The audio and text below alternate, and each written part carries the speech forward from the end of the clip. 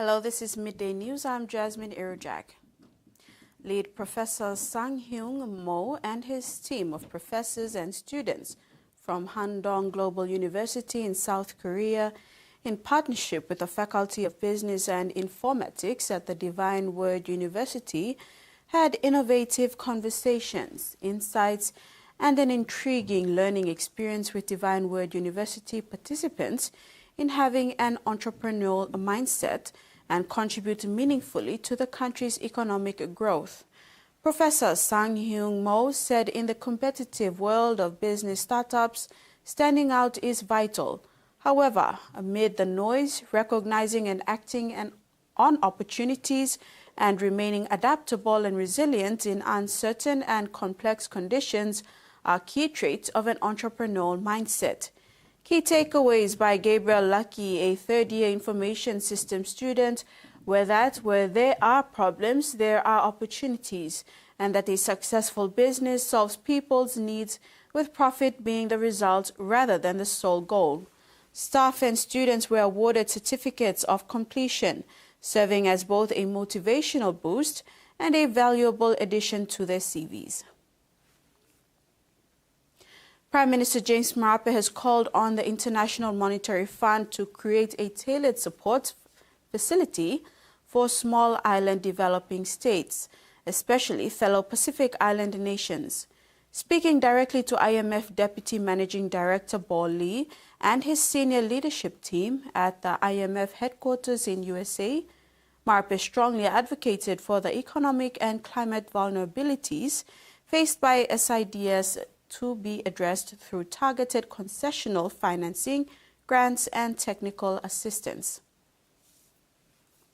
Prime Minister James Marape used his high-level engagement with the International Monetary Fund in Washington, D.C. to call for the creation of tailored support facility for smaller island nations in the Pacific. He said many small island nations are innocent victims of global events, whether it's the economic fallout from man-made disasters like the Russia-Ukraine war or natural disasters such as rising sea levels and extreme weather caused by climate change. He said these countries have negligible carbon footprints, yet they bear the brunt of climate change, imported inflation, and external shocks they did not create. Unlike large economies that can absorb global turbulence, Marape stressed that these small nations faced existential economic risk.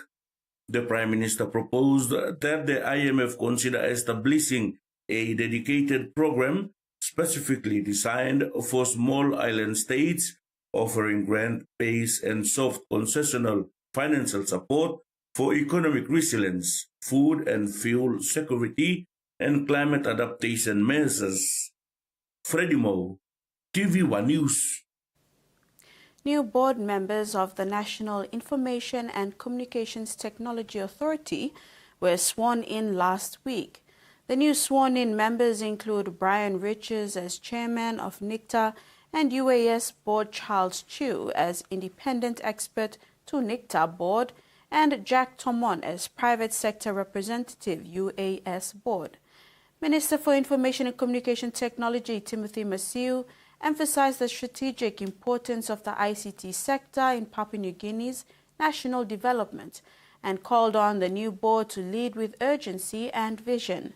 The minister acknowledged outgoing board members Noel Mobiha, Caroline Greenway, and Kone Kula for their service from 2020 to 2024. Masiu said that the ceremonial occasion is a strategic renewal and reaffirmation of their commitment to the country's digital transformation into the future. In sports, the PRK Gulf ISO staged a second-half comeback to upset Moniplus NCDC Vipers 30-18 in round 13 of the Digicel ExxonMobil Cup competition yesterday in Port Moresby. The Vipers led 14-12 at halftime and were on its way to another win, but the men from Gulf Province proved their credential to recover from the halftime deficit and win the local derby. Young halfback Felix Becky, Jeremiah Cavaro, and Smith Pamundi scored a try each for Iso. Becky had a field day with the Boots, kicking 4 from 5 goals. The Vipers played their hearts, but Iso were deserving winners in the end. Here are the match highlights. The captain now puts his hand up for a carry as he works it forward, right in front of the sticks.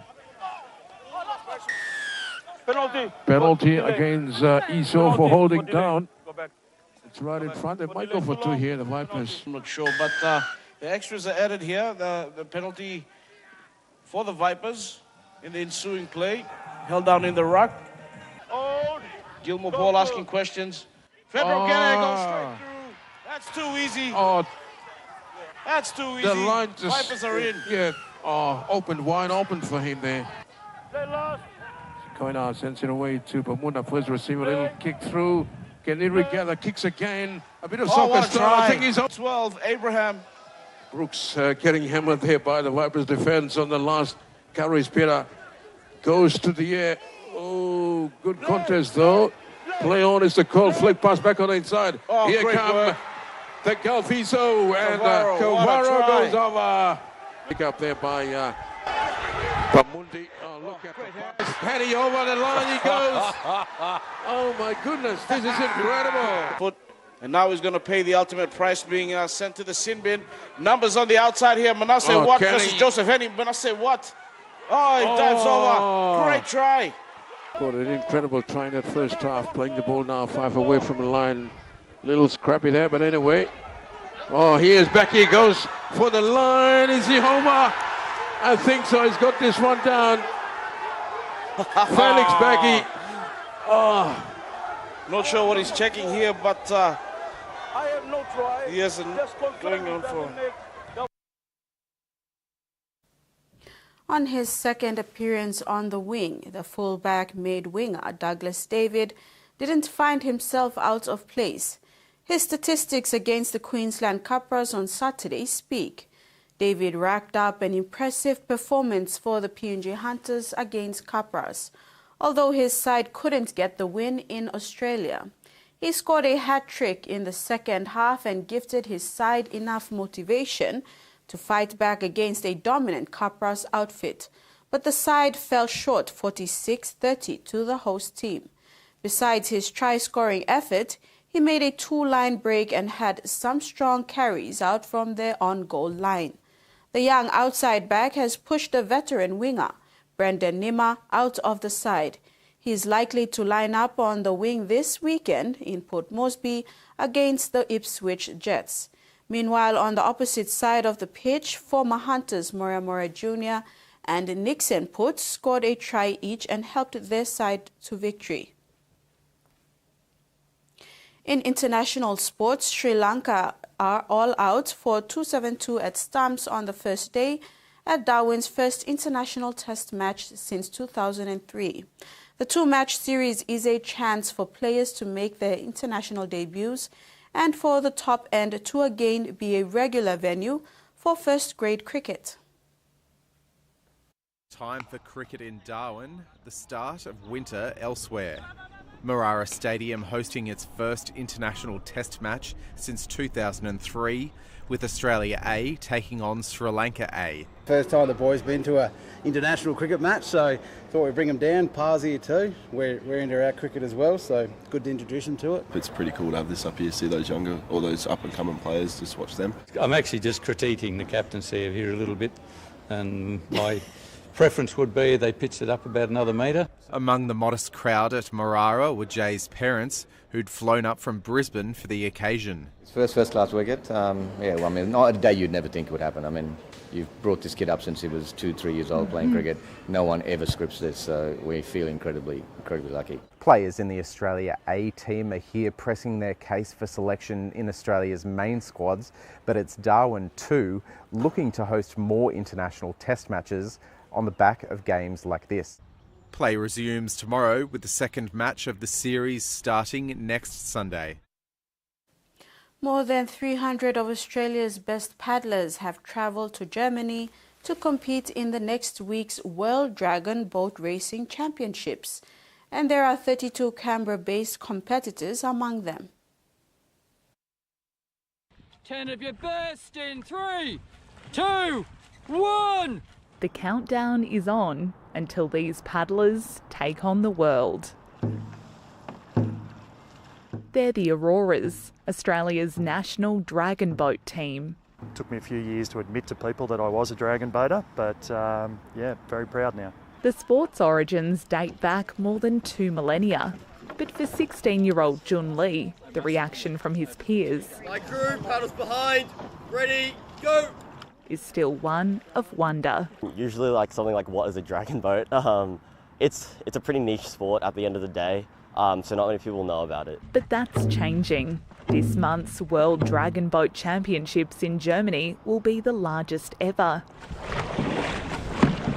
More than 300 Australians, from teens to retirees, will compete against teams from 34 countries. The first time you're on the start line and you just sort of look down on your shirt, you see the national emblem, the coat of arms on your shirt. It's very special. If we get to podium, that'll be unreal.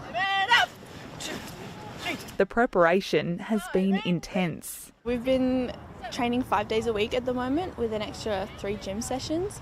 So coming down every single afternoon when it's freezing cold or every single morning has been really tricky.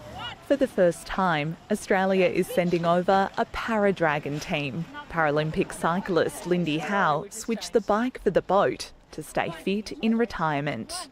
It's just an inclusive sport in a way that anybody can do it, regardless of ability. The Auroras are entirely self-funded, propelled by a passion for paddling and people. You have 20 people in a boat, so that's 20 people to make friends with. It's, yeah, lots of fun. You have the drums going, you have, water umpires yelling at you. It's a crazy environment. An ancient sport in safe hands. That ends the midday news. Do join us at 6 tonight for the main bulletin. Bye now.